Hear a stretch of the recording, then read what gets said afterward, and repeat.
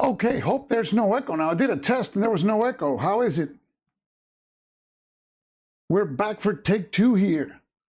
Hopefully no echo. No echo, yes! Okay. So welcome to another unannounced video. And this time we have good sound, no echo. And if you were watching Aardwolf later, before, you know that he talked about technical difficulties. Well, these are what they are. Okay, so now we have good sound. So today we're going to do an unannounced unbagging, but we're going to have a live bomb run this Sunday, and we're going to showcase this very same game. Today's just an unbagging, okay? And also, I'm going to be doing the next Sunday, not this Sunday, but this Sunday is...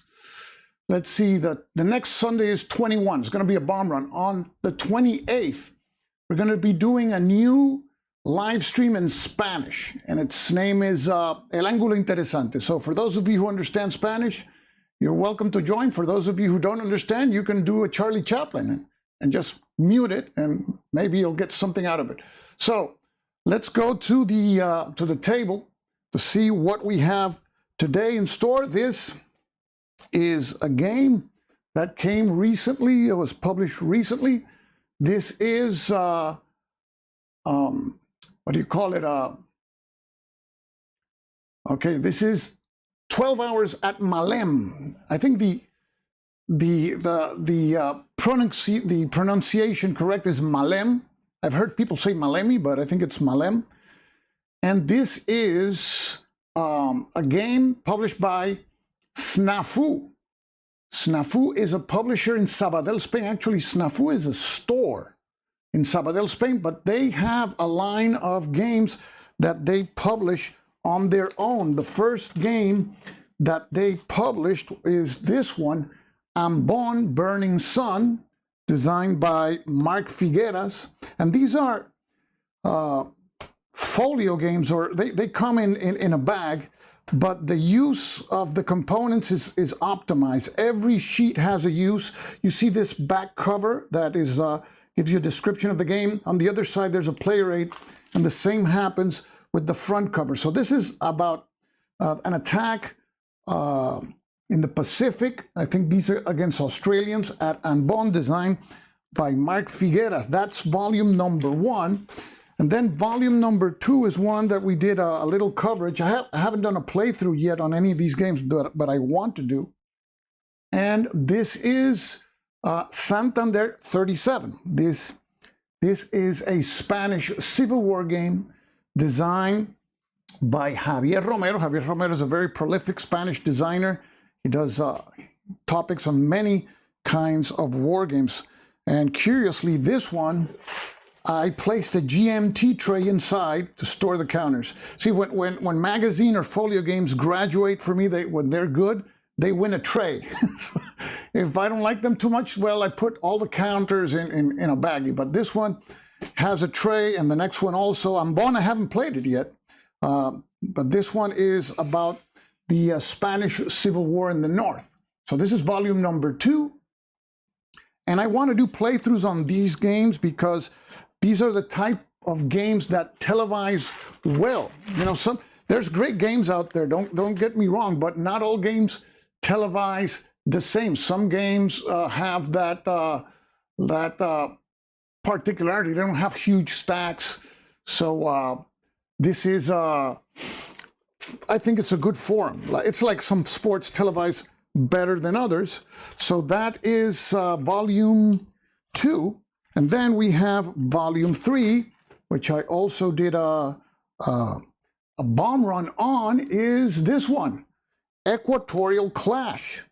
This is a game designed by Mark Figueras, the designer of Ambon, about a conflict in 1941 between Peru and Ecuador. Very interesting. And all these games have a common factor in terms of artwork. The artwork is always by the same graphic artist, which I had a chance to meet at the Bellota Con, and he's just phenomenal, Niels Johansson. He has a particular style which I really like in war games, and you've seen it in Lanzerath Ridge. That's a game that was published by DVG, designed by David Thompson, very successful and popular game. That's Neil Johansson's artwork. So this is Equatorial Clash, which is that border war between Peru and Ecuador. And that's the third in the volume, the third volume in this, what they call the Small Battles series. So today we're going to bring the 4th volume. And yes, and Brian is correct, I gave Equatorial Clash in a giveaway. That's correct. And the show in Spanish is going to be called El Ángulo Interesante. So that's the name of it. And it's going to be something a little different from here. You never know if we're going to adopt things from the Spanish show to the English show and vice versa. So now let's go to the game at hand. This is 12 Hours at Malem. This is designed by Ivan Prat. And this is a tactical game. Tactical game about the attack or the airborne drops to capture Malem Airfield. Malem Airfield was the main airfield in Crete. It was the one that had the biggest capacity, and it was being defended by New Zealanders who were on top of a hill, which right next to the airfield. And historically, the Germans took a beating, it was a bloodbath, and they were not expected even to hold on to the airfield, which they held to parts of the airfield, and mysteriously something happened, miscommunication on the New Zealander side, that they withdrew the first night.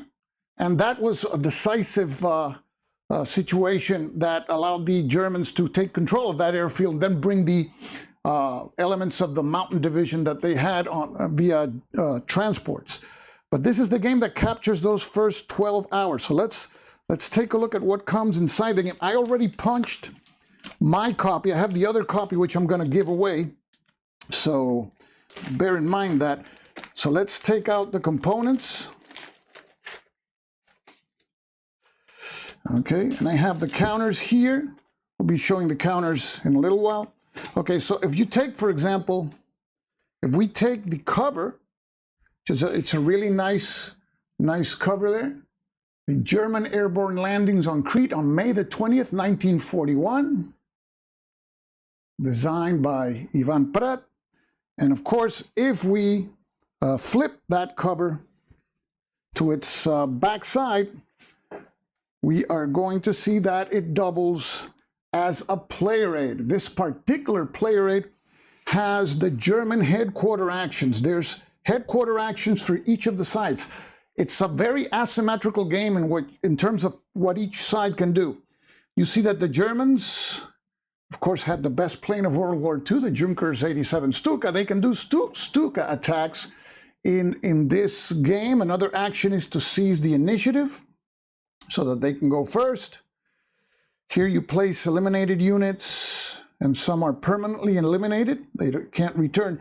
And here you have, on this side, you have holding boxes. You land each one of your groups. This game has 12 turns, but the first 4 turns, each of the first 4 turns, you're going to have airdrops. So the cool thing about having airdrops and many, is that the game has more replayability because not everybody's going to land in the same place. So you have here elements here of, this is the air landing regiment that the Germans had for the Crete operation. This is the elite of the elite parachutes, and these guys dropped in gliders. So so you see here, you have each turn represents half an hour, 8:30. So this is Group Koch that comes in at 8:30, and they are platoons. This is the 1st Battalion, but you see that each counter represents a platoon. That large number that you see there is called the operational factor, and in this game, the operational factor is kind of curious because it serves for combat and movement at the same time. And then here you have the drop group. So this is groups 3 and 4. And when you are conducting a turn, in that first turn, during combat, if you roll 3, 4, 5, or 6, the turn ends. So there's also a mechanic in this game when there is uncertainty as to the duration of the turns, and that also increases replayability. And of course, here the Germans are in a pickle because they have to capture the airfield, force the New Zealanders, the Allies, to withdraw. And sometimes they don't have enough time for that. Here you have the 9 o'clock airdrop. So here's how you can distribute the units for the airdrops. And here you have the 9:30. And you have each drop group is going to be assigned a particular drop hex, which we will see. So if we take a look, for example, that 1st Battalion group, the one at 8:30, you're going to have designated areas 3 and 4. You have drop groups, those are drop groups 3 and 4, then 5, 7, 9, 10, 11. I think that is what that means. And then you have up to 10 a.m. where there's another group that's going to be dropping. Okay, we're going to see the ratings, what they mean. But this is the play rate for the Germans, their German headquarters. Then we have, let's take the back. Here we see the back of the package, which is the one that has the information. And it's very curious. What you see there, that's not decoration, that clock. That is the turn record track in the game. And you see that there's markers there. There's a German withdrawal marker. That marker can move up or down.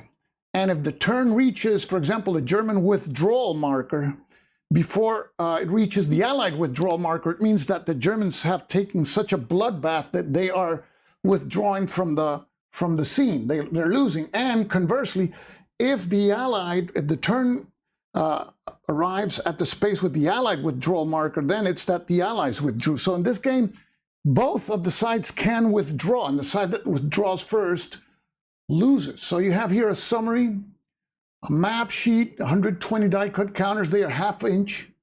You have 20 pages of rules, and you're going to see the rule book.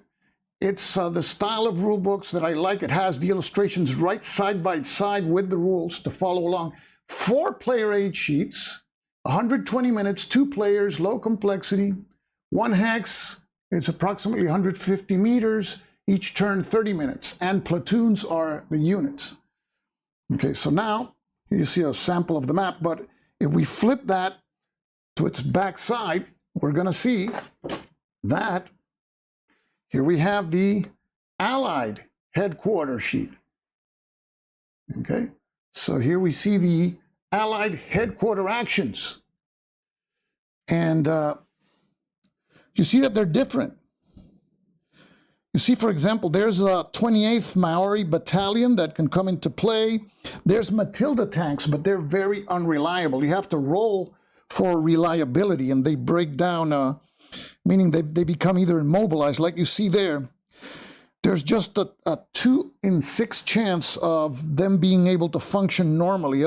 Otherwise, they are either non-functional or you can't move. And then you have engineers also in the game. So, and then here you have This is like your setup chart for the Allied units. And the Allied units have some serious limitations, which we will see in terms of how far they can operate. They are restricted to certain areas, and unless they make contact with headquarters, they can move outside of those areas, and we will see those on the map. But here you see, for example, A company, and you see the headquarters unit and the other units. And you see these units that have those wave symbols. Those are units that cannot move. The movement factors are not on the counters, but units that are immobile have that symbol. So here you have all the Allied companies, and their start hexes specified there. So this is the Allied headquarters sheet. Okay, there's 5 of these aids. We've seen 2 so far. So the next one that we see here is the one that says, that has the rule reminders. So that's a good comment. Has there ever been a bad Crete game? Well, I'm sure there is, but I think there tend to be fewer bad Crete games. I'm biased. Crete is one of my favorite battles. So here we have rule reminders, which is nice. Saves you trips to the rule book. So here you have as to panic roll procedure. After each turn, you have to see if the New Zealanders panic or not and leave.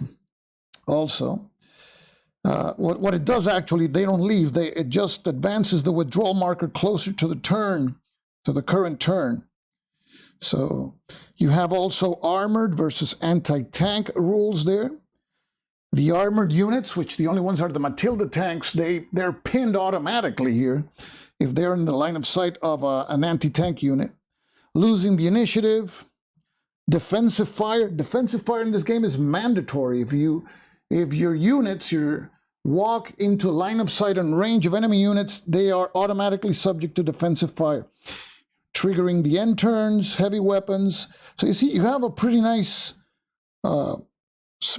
chrome there, some details. And here you have the sequence of play, which is really curious because you have the sequence of play here combined with the drops. As I stated before, there are drops, 4 airdrops, 1 at the beginning of each turn. So you have the 8:30 airdrop, where you drop 1 group. At 9, you drop 2 groups. At 9:30, 3 groups. And at 10, you drop 1 group. And you have to flip some artillery to fired. And then you have your impulses here. But if you roll during combat any of these results during impulses, then you finish resolving combat, but the impulse is gone. And here, this is impulses. You move, Germans move 1 stack of units, then the Allies, and if the Germans are conducting combat or are fired upon and you get a result within that range, the turn ends after resolving that combat. So there's a lot of uncertainty here. And then you have the cleanup phase here. And so that is a nice summary, a sequence of play summary. So this is the front side of the rule reminder sheet. Now we flip it to the back side. And here we see the actions that you can do in the game. You can refit units. So refitting allows you to take fired artillery and flip it back to its ready side. But it's not automatic. You have to roll, and I think it's a 50-50 chance here to refit. And then there's, well, no, scratch that. The artillery unit, it's to gain, to be able to fire again. Refitting,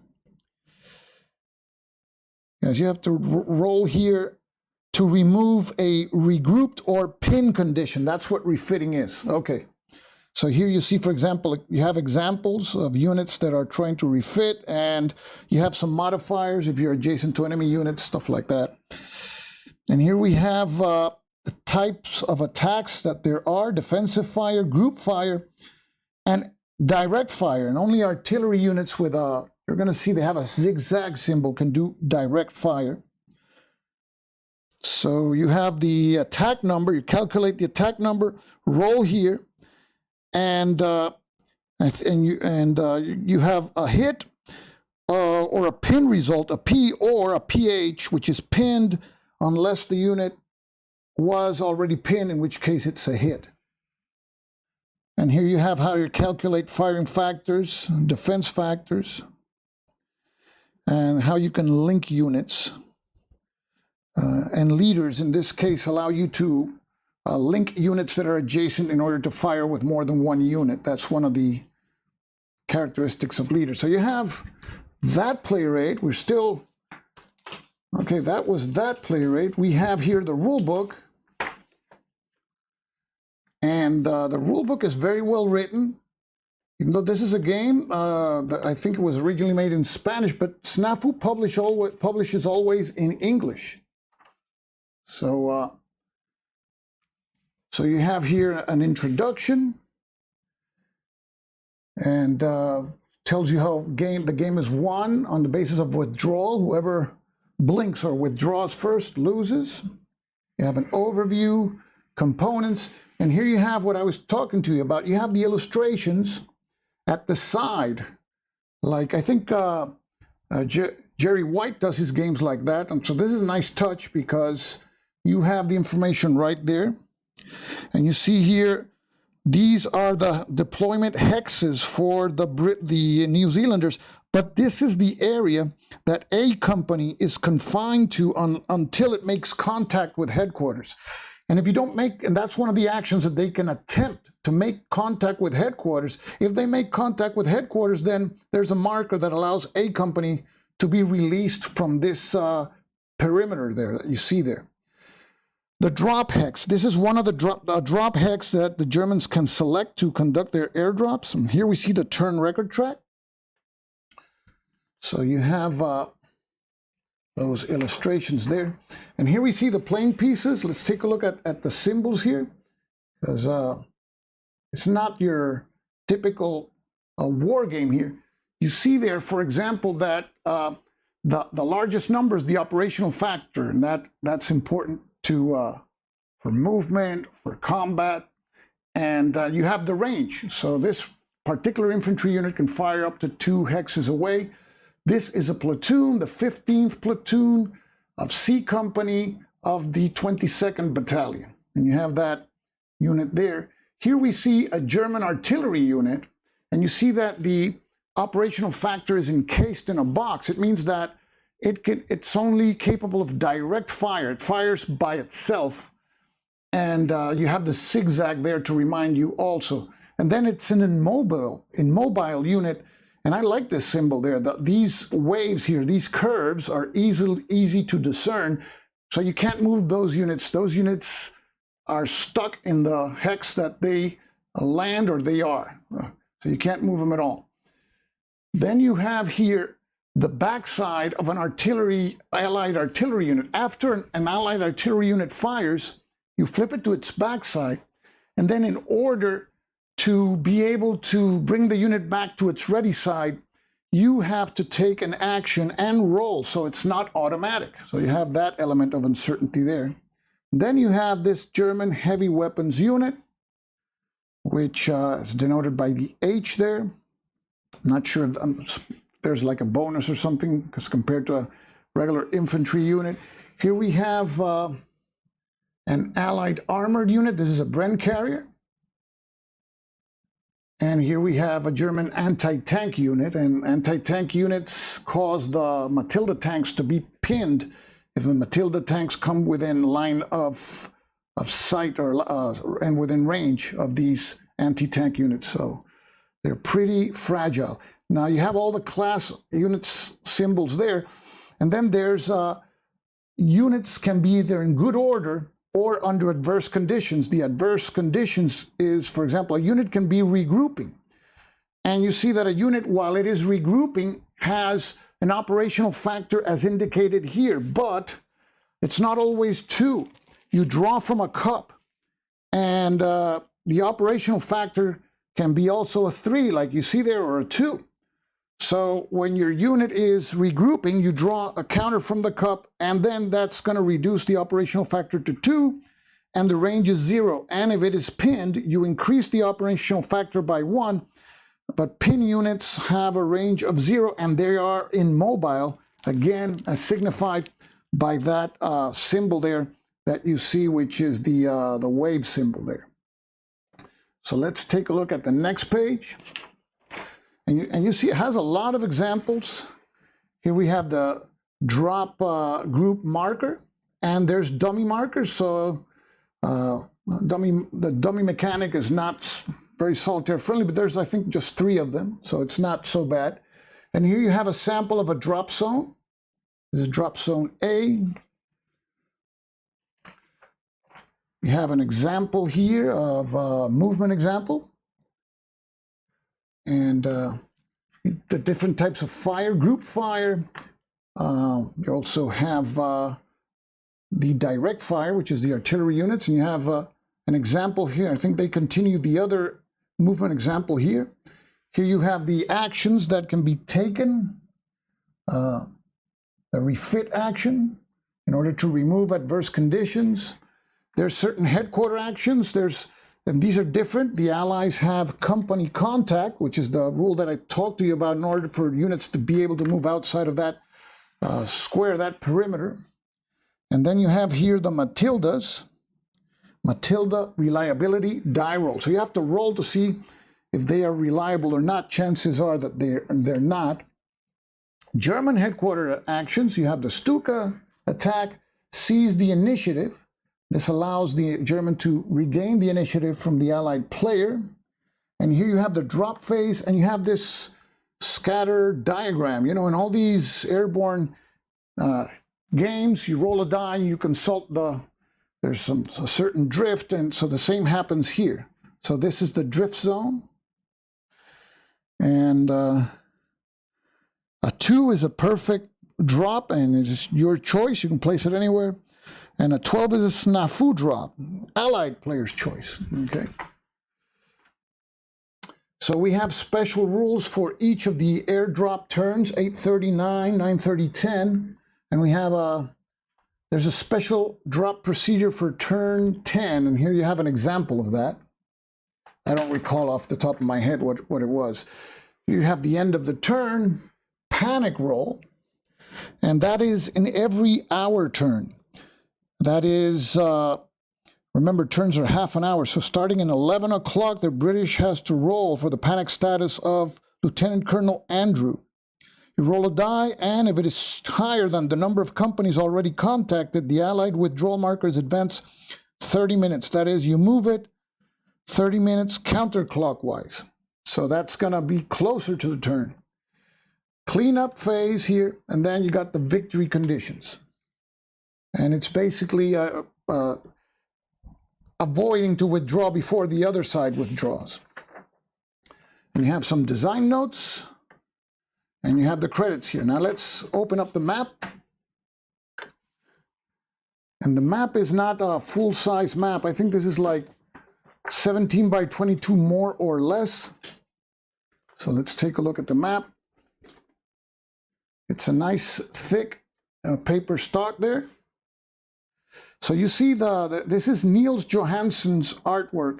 It's really, I really like the look of it. You have there the turn record track. So the turns are half hours, so they go from here to here to here like this. And you're going to be advancing or moving back the withdrawal marker. 30 minutes.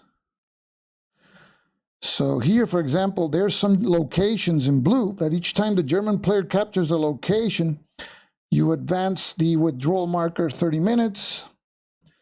If the Allied player captures the location, you move back the withdrawal marker 30 minutes, the German marker.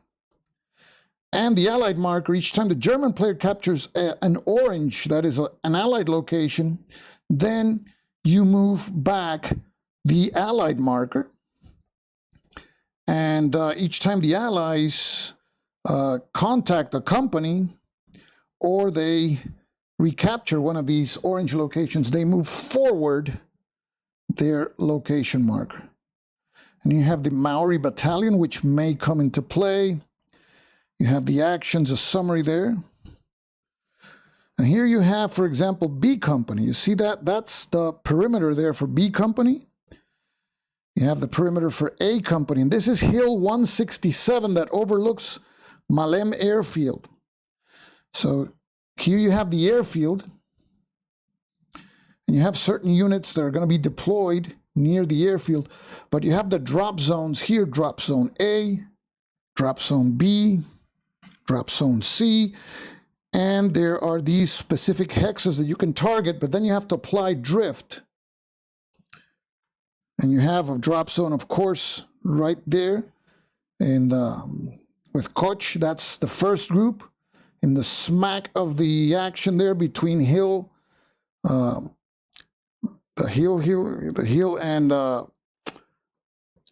the airfield. It's a very nice looking map. We have on this side here's the drift roll. We have two identical diagrams for reference, and here we have the symbols of the hexes. So it's a game that I'm interested very much in the subject, and what we will be doing and with this game is, let me see if the camera wants to wake up. This one. There you go. Woke up. Okay, so what we will be doing with this particular game is we will be showing it in the next bomb run Sunday. We will be giving away one copy of this game, and because you guys stuck around, in the last bomb run we had 20 minutes. That was the Russian campaign one. That was a Charlie Chaplin, no audio, and everybody stuck around. It's incredible. So we're going to do a special type of giveaway that I'm not going to give any details, but you're going to say, man, that guy's crazy. How are you going to give away what you're going to give away in that special giveaway at the end of the next live bomb run? You're going to say, man, this is just unreal. That's what you're going to say. But I'm not going to say anything else. The next live bomb run is going to be on Sunday at 8 p.m. Eastern. Okay? And the next week we'll have the one in Spanish, and then we'll do the live bomb runs every 2 weeks. That's what I'm aiming for, because you got to prepare for these things. So yeah, that's all I have for today, guys. And I want to thank each one of you guys for tuning in. Let me see if I can just put the comments here. Oh, there they are now. We got Mad Nerd Workshop. Yes, you're going to say I'm crazy. You're going to say, how can you give up that game? Exactly. I'm going to give you one little tip. You'll be able to choose from 3 games that you never see being given away by anybody. Not saying anymore. So you're going to have a choice. I mean, not everybody, the guy who wins. Okay? So this is going to be a special to celebrate that Charlie Chaplin moment where I had the highest number of viewers watching a silent movie and stuck around. That really counts for something, okay? So that's all that she wrote for today in this unannounced unbagging video. I hope you enjoyed it. SNAFU, if you're interested, you can check their website. If you're going to order from them, I recommend the following. Shipping for 2 games costs the same as shipping for 1, okay? Because they come in a folder, and so if you're going to order more than 1 game, the shipping is going to be the same price. So check out their website. They have 4 published games. I like all 4 of them. I like the topic. I like the rules. I like the situations depicted. It's very, very interesting. So I think I'm going to leave you guys for now. And as I always say, this is Stuka Joe signing off for now. Thanks for watching, guys, and see you on Sunday.